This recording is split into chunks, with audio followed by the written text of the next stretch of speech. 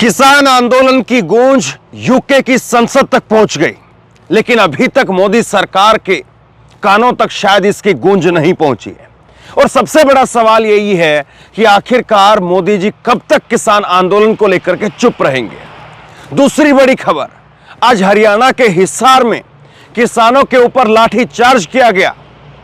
हरियाणा के हिसार के चोपटा के अंदर यह हुआ है, लाठी चार्ज हुआ, आंसू गैस के गोले छोड़े गए और उसके बाद में कई किसानों को हिरासत में ले लिया। हरियाणा में डबल इंजन की बीजेपी सरकार है, इस बात को मत भूलिए। तो देश से लेकर के विदेश तक किसान आंदोलन की गूंज सुनाई दे रही है, लेकिन अगर कोई नहीं सुन रहा है तो मौजूदा सरकार जो लगातार मीटिंग पर मीटिंग तो कर रही है, लेकिन इसका सॉल्यूशन, इसका समाधान नहीं निकाल पा रही है।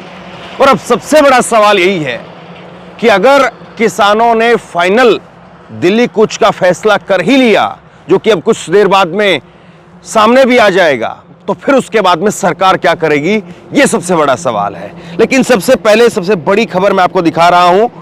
यूके के अंदर ब्रिटेन के सांसद, उन्होंने ब्रिटेन की संसद में किसान आंदोलन का मुद्दा उठाया और कहा कि सरकार किस तरह से किसानों के ऊपर गोलीबारी कर रही है, आंसू गैस के गोले छोड़े जा रहे हैं, ट्विटर पर अकाउंट ब्लॉक किए जा रहे हैं। सब कुछ ब्रिटेन की संसद में हुआ है। ये तस्वीरें आप देख रहे हैं, ये तस्वीरें आप देखिए। ब्रिटेन के सांसद हैं तनमनजीत सिंह ढेसी, और पहले भी लगातार किसानों के समर्थन में बोलते रहे, और उन्होंने जो कहा है वो सुनिए। उन्होंने चिंता जाहिर की है। सिख सांसद हैं तनमनजीत सिंह ढेसी, और उन्होंने किसानों की अभिव्यक्ति की आज़ादी की सुरक्षा को लेकर के सवाल खड़े किए हैं। संसद में संबोधन के दौरान सांसद ढेसी ने कहा कि पुलिस के साथ में धक्का मुक्की और अफरा तफरी के बीच कल भारत में किसान आंदोलन के प्रदर्शन के दौरान एक प्रदर्शनकारी की जान चली गई।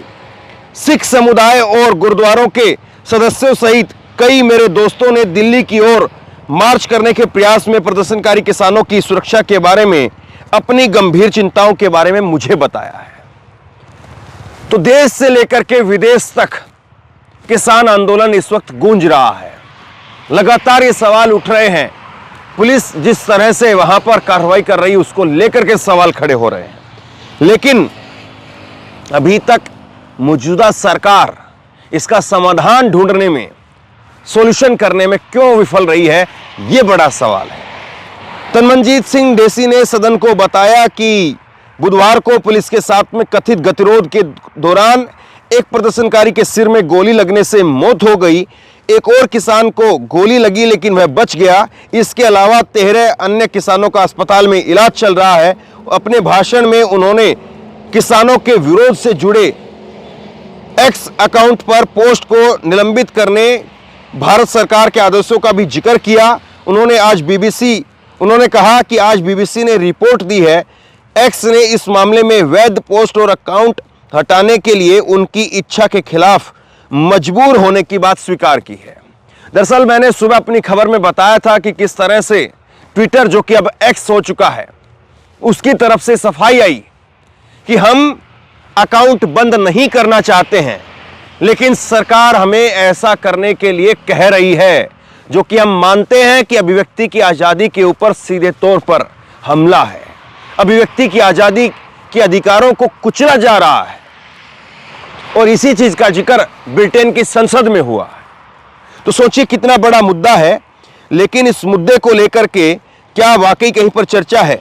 अब बड़ी खबर मैं बता रहा हूं आपको, जो कि आज हरियाणा के हिसार में हुआ है। गर्वित गर्ग ने ट्वीट किया है और एक वीडियो भी पोस्ट की है। हिसार के खेड़ी चोपटा में किसानों पर लाठीचार्ज, पुलिस ने आंसू गैस के गोले छोड़े, कई किसानों को हिरासत में ले लिया गया। तो ये तस्वीर आप देख रहे हैं, ये खबर आप देख रहे हैं कि किस तरह से हरियाणा के हिसार में किसानों के ऊपर आंसू गैस के गोले छोड़े गए और उसके बाद में हिरासत में ले लिया गया। ये वीडियो जरा आप देखिए।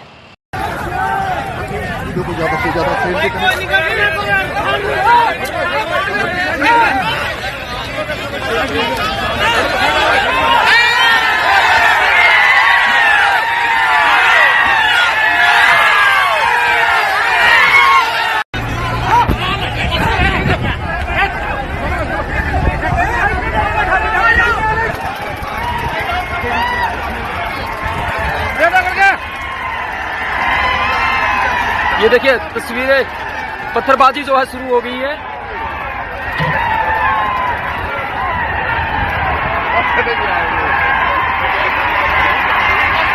बादलों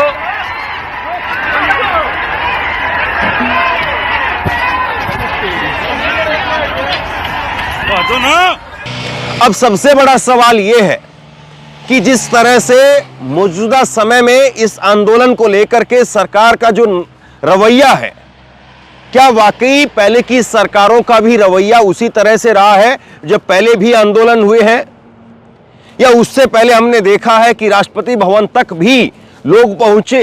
कांग्रेस की सरकार के समय पर रामलीला मैदान के अंदर अन्ना हजारे का जोर शोर से आंदोलन हुआ जिसने सरकार को उखाड़ फेंका। लेकिन आज क्या देश में किसानों को दिल्ली आकर के अपनी बात कहने का हक भी नहीं है? ये किसान संगठन पूछ रहे हैं। किसान संगठन के नेता इस बात को कह रहे हैं कि हमें दिल्ली के रामलीला मैदान में जाने की अनुमति दीजिए, हम वहां पर जाकर के अपने धरना प्रदर्शन करना चाहते हैं, वहां पर जाकर के हम अपनी बात को कहना चाहते हैं। अब तो कोरोना भी नहीं है, अब तो कोई महामारी भी नहीं है, तो फिर किस चीज की जो है वो मारामारी है? सवाल ये है। और सबसे बड़ा सवाल यह है कि किसानों के ऊपर एनएसए लगाने का फरमान भी मौजूदा सरकार के अंदर निकाल दिया गया।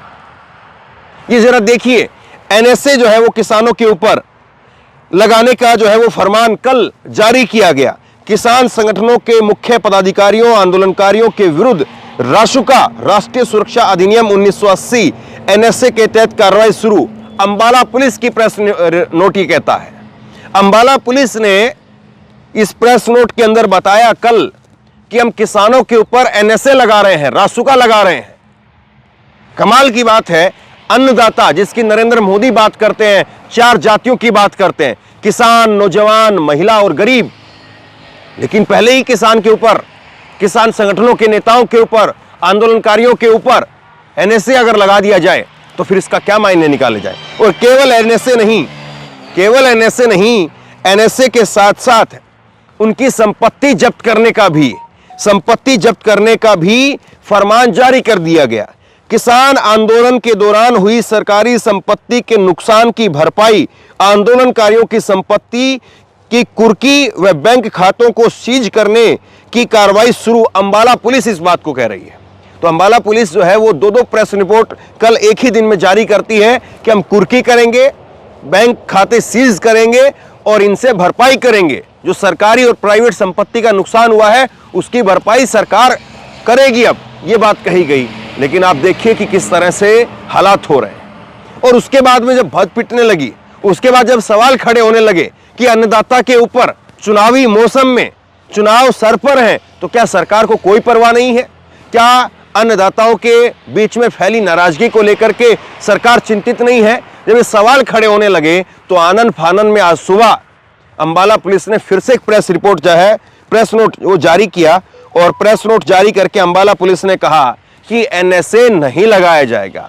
लेकिन इस बार अंग्रेजी के अंदर प्रेस नोट आया, पहले हिंदी के अंदर प्रेस नोट आता है। तो कमाल की बात यह है कि हिंदी में रासुका लगाने को किसान पढ़ सकते हैं और अंग्रेजी में नहीं पढ़ेंगे, क्या मालूम नहीं है किस तरह से है। लेकिन ज्यादातर जो प्रेस नोट हैं वो हिंदी के अंदर ही है। इससे पहले के जो प्रेस नोट मैं देख रहा था अंबाला पुलिस के ट्विटर हैंडल पर, तो सवाल केवल हिंदी और अंग्रेजी का नहीं है, सवाल इस बात का है कि आखिरकार किसके कहने पर यह फरमान जारी हुआ कि एनएसए लगाया जाए? किसका आइडिया था, किसका ये नायाब आइडिया था कि एनएसए लगाया जाए? और फिर किसने कहा जब ये सुबह सुबह खबर आ गई, कल देर शाम जो है वो खबर आती है कि एनएसए लगाया जाएगा, प्रेस नोट जो है वो अंबाला पुलिस के जरिए जारी किया जाता है और फिर उसके बाद में सुबह सुबह पुलिस जगती है और प्रेस नोट जो है वो जारी कर दिया जाता है कि एनएसए नहीं लगाया जाएगा। लेकिन क्या सिर्फ और सिर्फ ये पुलिस अधिकारी कर सकते हैं या ऊपर से आदेश और ऊपर से सब कुछ विचार विमर्श के बाद में नीचे ये चीजें पोस्ट की जाती हैं? सवाल इस बात का है। और सवाल इस बात का है कि जब देश से लेकर के विदेश तक इस किसान आंदोलन की गूंज सुनाई दे रही है तो क्या वाकई सरकार ऐसे में किसान आंदोलन को लेकर के चिंतित है, किसानों की मांगों को लेकर के चिंतित है और समाधान की तरफ सरकार क्या वाकई बढ़ रही है, या समाधान कोई जल्द ही सामने आएगा, या फिर दिल्ली कुछ होकर के रहेगा? सवाल ये भी है। आप क्या सोचते हैं नीचे कमेंट बॉक्स में लिख करके जरूर बताइए। इस वीडियो को खूब शेयर कीजिए, लोगों तक पहुंचाइए और इसी तरह की तमाम खबरों के लिए ऑनलाइन न्यूज़ इंडिया को सब्सक्राइब कीजिए। आपका बहुत बहुत धन्यवाद।